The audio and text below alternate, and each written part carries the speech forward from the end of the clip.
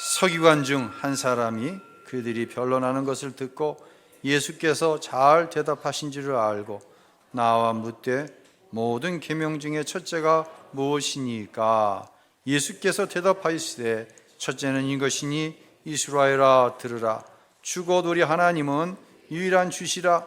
내 마음을 다하고 목숨을 다하고 뜻을 다하고 힘을 다하여 주 너희 하나님을 사랑하라 하신 것이요. 둘째는 이것이니 내 이웃을 내 자신과 같이 사랑하라 하신 것이라. 이보다 더 큰 계명이 없느니라. 아멘. 할렐루야. 2023년 한 해도 예배 가운데 임재하신 하나님의 놀라운 은혜와 그 평강이 이 시간 하나님 앞에 나와 예배하는 사랑하는 모든 성도 여러분 가운데 함께 하시기를 예수님의 이름으로 축원합니다. 우리가 살아가는 21세기를 가리켜서 제4차 산업혁명의 시대다라고 얘기해요. 18세기 초 영국에서 시작된 제1차 산업혁명은 기계화와 석탄을 활용한 생산성을 높이는 데 그 주 의미가 있었습니다.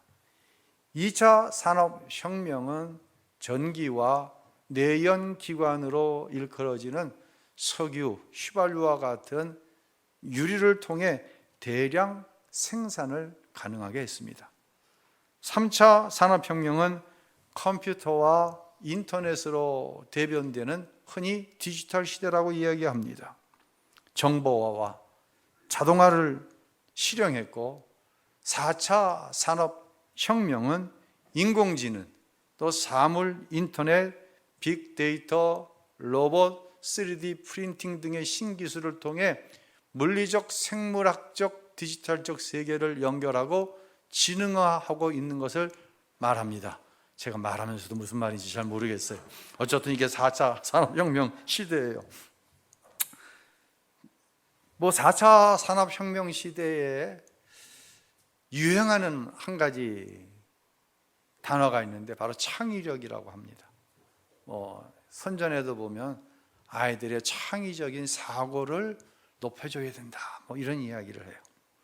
저는 2차 산업혁명 시대에 공부를 했어요. 학교를 다녔어요. 그리고 간신히 3차 산업혁명의 산물인 디지털에 그냥 조금 익숙해져 있는 그러한 세대입니다. 제가 공부했던 시기는 사실 창의적인 것과는 완전히 거리가 멀었어요. 영어 하면 뭐 외우면 돼요? 그냥 수고하고 단어만 많이 외우면 돼요. 그냥 달달달 외우는 거예요. 무조건 외우는 거예요. 그렇게 중학교, 고등학교, 대학교 10년 동안 영어 공부를 했는데도 외국인 앞에만 서면 입이 쫙 달라붙습니다. 이게 제 시대의 공부 방법이었어요. 수학 역시 뭐만 달달 외우면 돼요? 공식만 달달 외우면 됐어요. 외우고 또 외웠습니다. 그런데 저는 이 시대를 보면서 한 가지 모순 아닌 모순을 발견하게 됩니다. 창의력은 단어 안 외워도 되고 수고 안 외워도 되고 공식 안 외워도 되는 것이 창의적인 사고인가요? 혹시 그렇게 생각하진 않습니까? 아닙니다. 그게 절대로 아닙니다.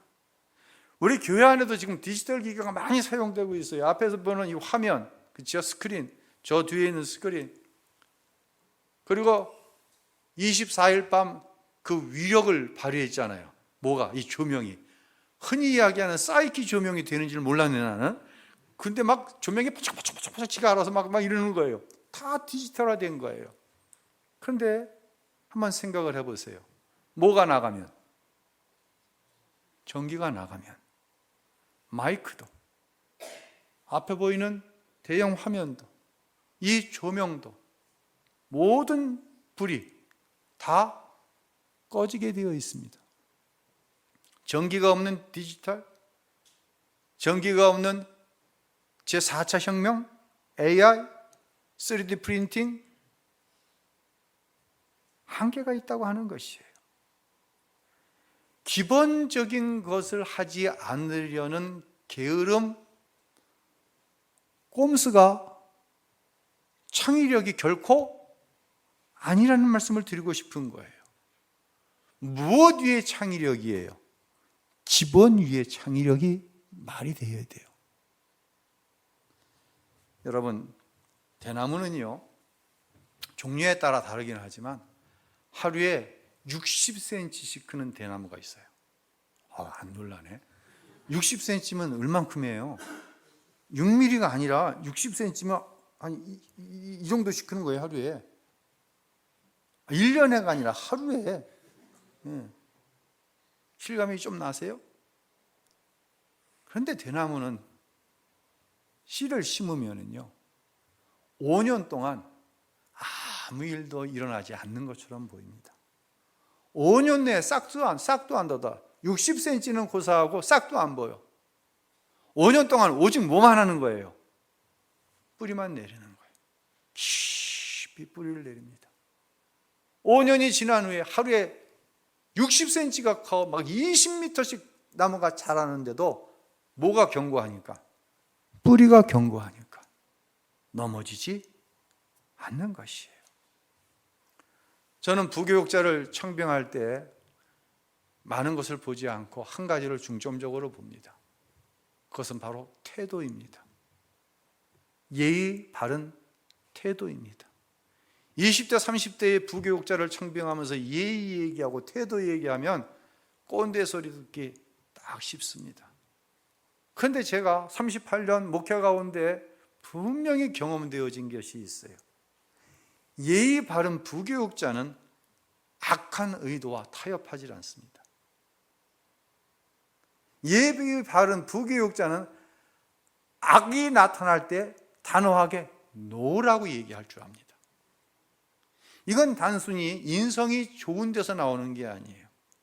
거듭난 영적인 인성 가운데 나타나는 거예요. 거듭난 영적인 인성이 있는 기본이 된 부교육자는 무엇을 증거할까요? 하나님의 말씀인 성경을 증거합니다. 기본이 되어 있어야 돼요.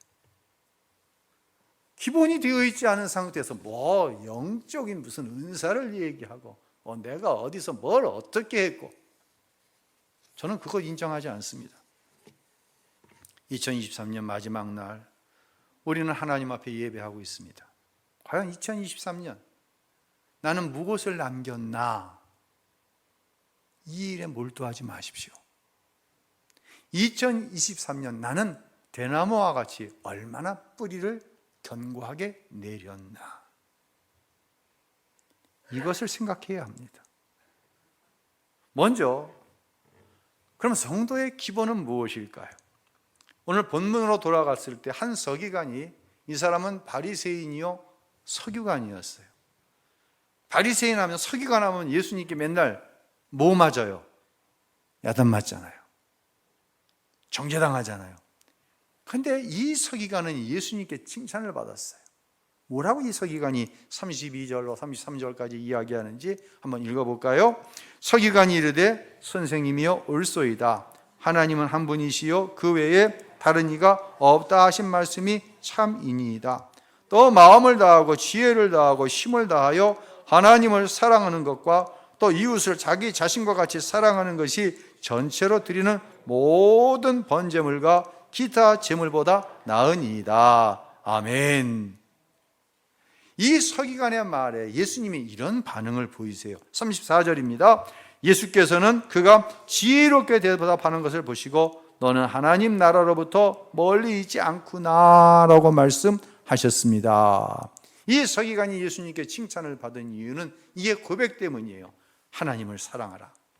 내 이웃을 내 몸과 같이 사랑하라 라고 하는 이 말씀의 의미를 서기관이 바로 알고 있었기 때문에 너는 하나님의 나라가 멀지 않다. 뒤집어 얘기하면 하나님의 나라가 가깝다라고 얘기하는 거예요. 하나님의 나라가 가깝다는 것은 뭐예요? 말씀을 많이 알지만 하나님의 나라와 멀리 살아가는 것은 아무런 소용이 없습니다. 하나님과 늘 동행하는 삶을 네가 살고 있구나. 좀 비약하면 이런 의미예요. 마치 순전한 어린아이가 순전한 마음을 가지고 하나님과의 동행을 이루며 살아가는 거예요. 예수님께서 말씀하신 비유로 4가지의 밭이 나오는데 그 4가지 밭 중에 이 하나님의 나라에 가깝다라고 하는 것은 옥토를 이야기합니다. 하나님께서 어떤 말씀을 하시든지 옥토가 되어 그 영혼이 먼저 잘 되어지는 상태를 가리켜서 하나님의 나라가 가깝다라고 서기관에게 칭찬을 하신 거예요. 그럼 이 칭찬, 성도의 기본이 되는 이 첫 번째 내용은 무엇입니까? 바로 하나님을 어떻게 하는 거예요? 사랑하는 것입니다. 30절에 이렇게 말씀을 하십니다. 읽겠습니다. 내 마음을 다하고 목숨을 다하고 뜻을 다하고 힘을 다하여 주 너희 하나님을 사랑하라 하신 것이요. 아멘. 할렐루야. 여러분 아멘 조심해서 해야 돼요. 마음을 다하고 또 뭘 다해요? 목숨을 다하고 또 무엇을 다해요? 또 뭘 다해요? 누구만 사랑해요? 하나님만 사랑하라는 얘기예요.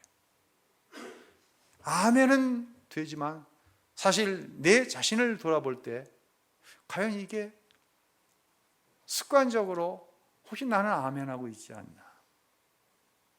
흔히 토라라고 하는 이야기를 쓰는데요. 구약 성경에 보면 율법서가 있죠. 모세 오경을 율법서라고 그러죠. 뭐시죠? 창세기, 출애굽기, 레위기, 민수기, 신명기를 모세 오경, 토라라고 이야기합니다.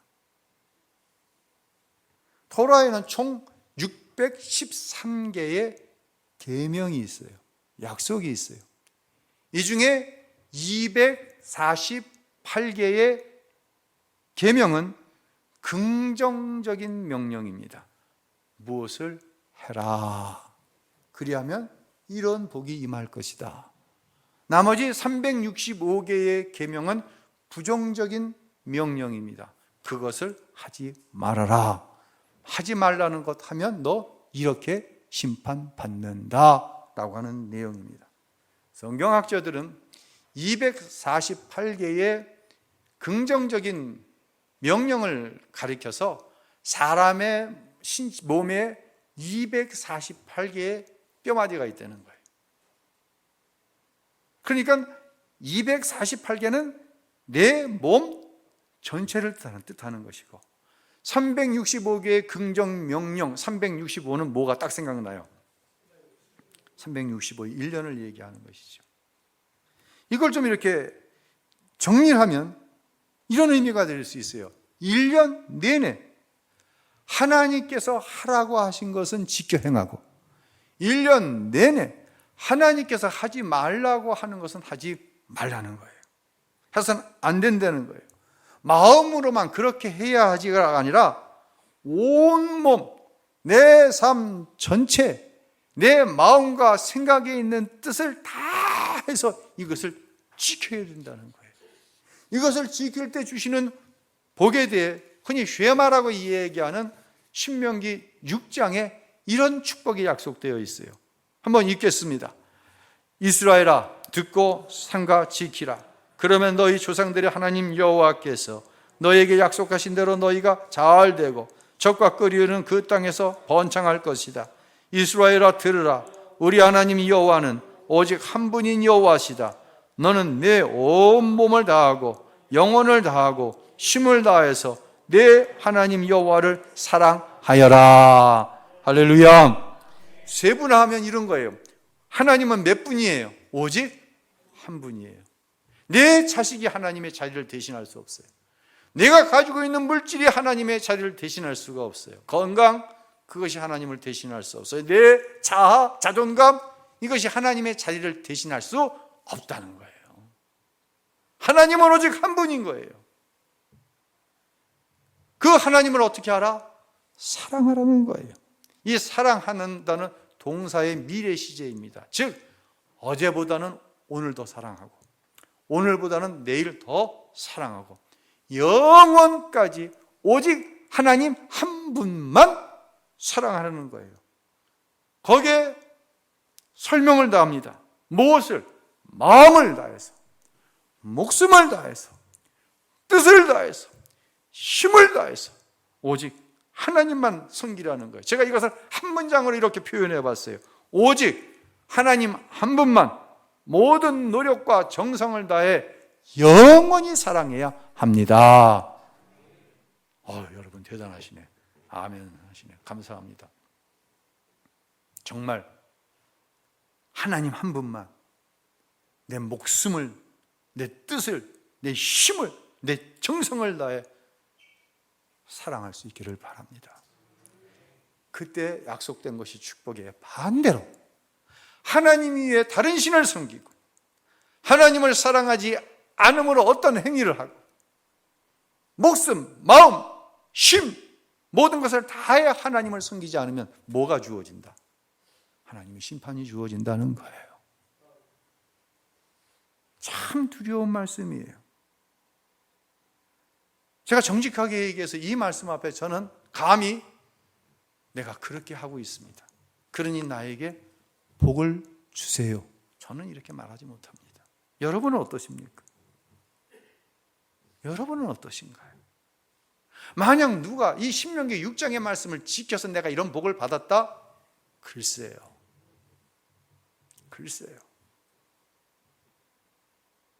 그러면 사실 우리에게 복음은 필요 없습니다. 우리가 그와 같이 완벽하게 이 계명들을 다 지켜낼 수 있다고 한다면 우리에게 예수는 필요 없습니다. 신앙의 출발은요, 복음입니다. 신앙의 과정도 복음이고 우리가 누리는 모든 축복의 시작도 내가 하나님을 사랑하기 때문에 받은 축복인데 내 의로, 내 종교적인 열심으로, 내 행위로 받은 것이 아니라 이 모든 것은 예수 그리스도의 십자가의 대속의 은혜로부터 시작되었고 그 과정과 그 결과도 예수라고 하는 거예요. 이 의미가 여러분 안에 깨달아질 수 있길 바랍니다. 예수님께서 부활하셨어요.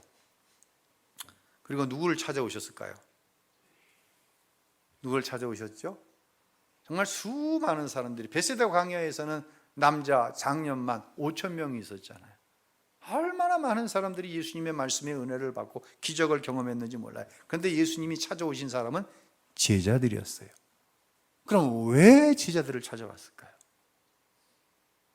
왜 제자들을 찾아왔을까요? 왜 세상에 많은 사람들이 있는데 우리 주님께서 여러분을 찾아오셨을까요? 그것은 제자들이 예수님을 사랑했기 때문입니다.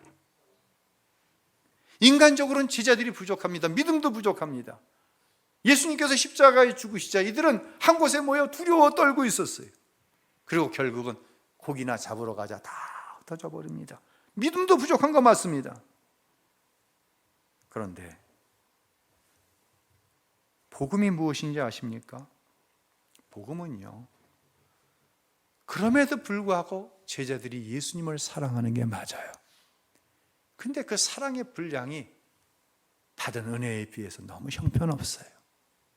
이 부족한 내 안에 있는 주님을 향한 사랑 안에 비교할 수 없는, 형용할 수 없는 나를 향한 큰 사랑을 주님께서 가지고 만나주시는 그 현장에서 일어나는 게 구원인 거예요.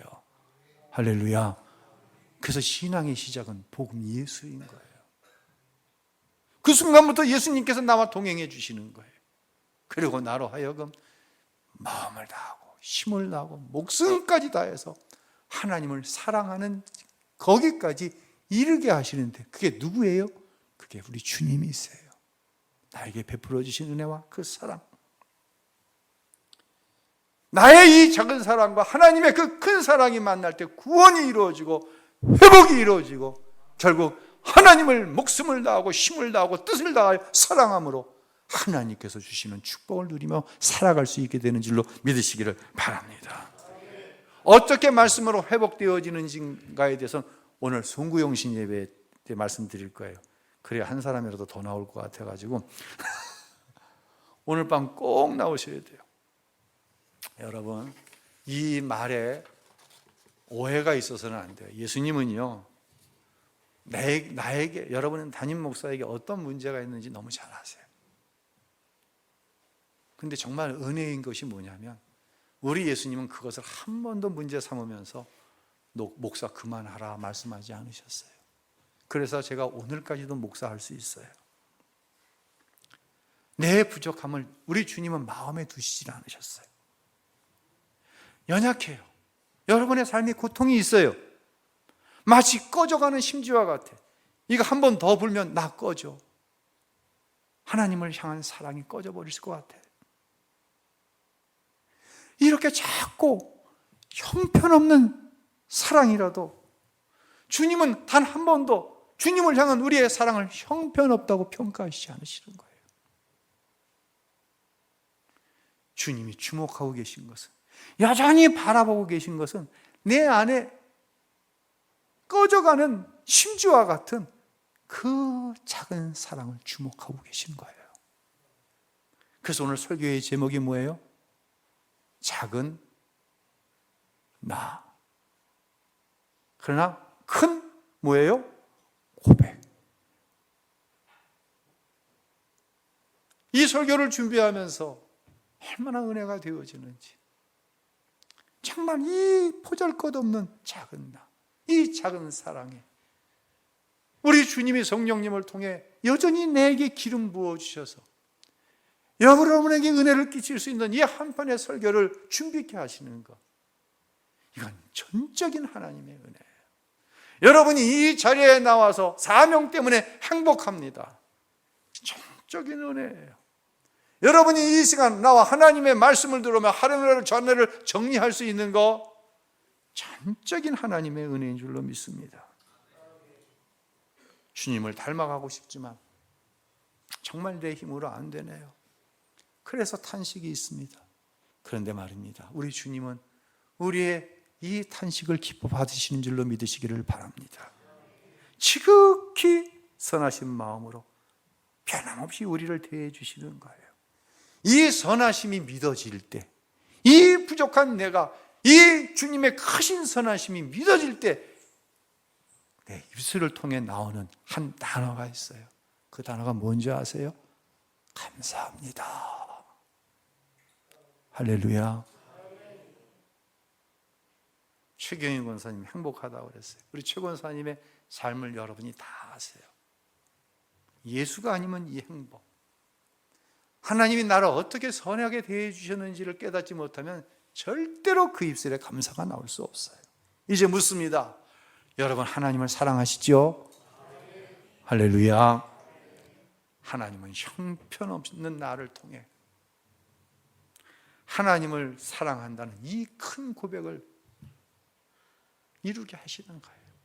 이 형편없는, 이 작은 나의, 이 작은 사랑에 하나님의 십자가의 그 비교할 수 없는 엄청난 사랑으로 나를 찾아오셔서 나를 향해, 나를 통해 하나님 사랑합니다. 할렐루야.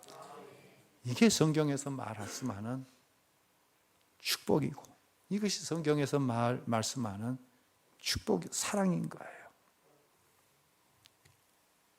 2023년 저는 감히 자부합니다.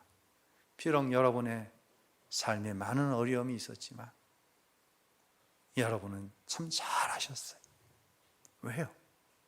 하나님에 대한 사랑이 자라났기 때문이에요. 스스로를 칭찬하셔도 괜찮습니다. 두 번째, 예수님은 내 이웃을 내 몸과 같이 사랑하라고 하십니다. 간단하게 설명을 드릴게요. 한 이방인이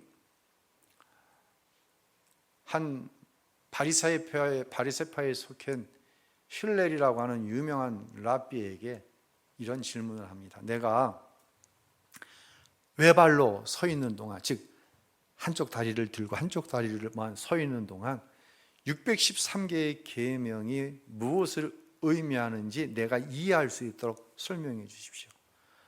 한쪽 다리 들고 얼마나 서 있을 수 있어요? 잘 안 되더라고요. 예. 그러니까 아주 잠깐의 시간에 율법이 무엇인지를 나에게 이해시키라는 거예요. 이때 이 힐렐이라고 하는 랍비가 이런 유명한 말을 합니다. 한번 성경이 아니지만 같이 읽어볼까요? 내가 하기 싫어하는 일은 이웃에게도 하게 하지 말라. 이것이 율법이 말하는 전부다. 나머지는 그 해석이다. 이 아멘에도 괜찮습니다. 내 이웃을 내 몸과 같이 사랑하라고 하는 이 말을 이렇게 풀어서 이방인에게 해석해 준 거예요. 2023년 마지막 주일 예배입니다. 우리는 코로나가 끝나면서 많은 예배와 종교적인 의식, 교육을 통해 자라났습니다. 그 자라남은 물질의 것이 아닙니다. 육체의 건강이 아닙니다. 어떤 교양이 아닙니다. 하나님을 사랑하는 마음, 형제와 자매를 사랑하는 마음에 자라났다고 한다면 우리는 승리한 것입니다. 하나님을 향한 사랑의 분량, 형제와 자매를 향한 그 사랑의 분량, 더 나아가서 자라나게 하신 분이 누구십니다? 주님이십니다. 할렐루야. 자라나게 하신 분이 우리 주님이세요. 이것이 마음으로 깨달아지고 생각으로 깨달아져서 입술로 고백하게 되었다고 한다면 우리는 2023년 승리하는 삶을 산 것이에요. 이렇게 우리는 어디를 향해 가는 거예요? 본향을 향해 가는 거예요. 오늘 송구영신 예배 설교의 제목이 본향을 향하여입니다. 그럼 이 땅에서의 삶은 뭐예요? 이 땅에서의 삶은 더하여 주시는 것으로 사는 거예요. 너희는 먼저 그의 나라와 그의 의를 구하라. 그리하면 그 모든 것을 어떻게 해주시리라? 더하여 주시리라. 내가 해야 할 일은 하나님을 사랑하는 분량만큼 하나님의 나라를 위해서, 하나님의 말씀을 이루기 위해서 살아가는 거예요. 그때 더하시는 축복으로 살아가는데 그 더하심은 전적으로 하나님의 주권 가운데 있는 거예요. 그것은 너는 더 받았고 나는 덜 받았다고 비교할 수 있는 게 아니에요. 이 비교의식은 내 입술을 통해 주님을 사랑합니다.